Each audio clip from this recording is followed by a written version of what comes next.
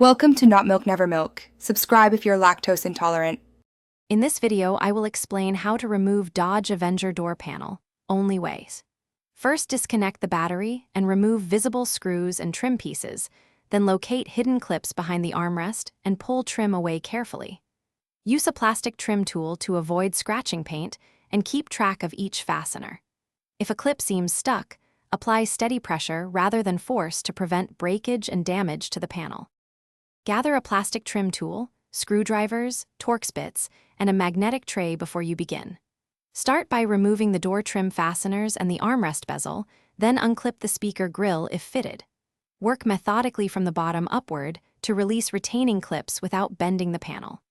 Label electrical connectors if needed, and gently disengage switch plugs so nothing gets caught when the panel comes free from the door. In this video, I will explain how to remove Dodge Avenger door panel, only ways. Quick recommendation: treat your feet after a long repair with comfy socks like the ones shown.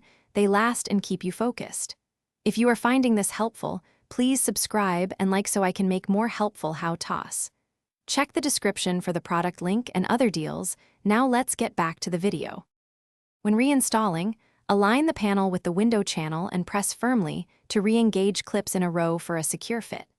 Reattach screws in the reverse order, reconnect electrical plugs, and test window and lock switches before snapping final trim pieces into place. If any clips are damaged, swap them now to avoid future rattles. Finish by reconnecting the battery and verifying all door functions work properly to complete the job. Thanks for watching. If this was helpful, leave a like and consider subscribing. See you next time.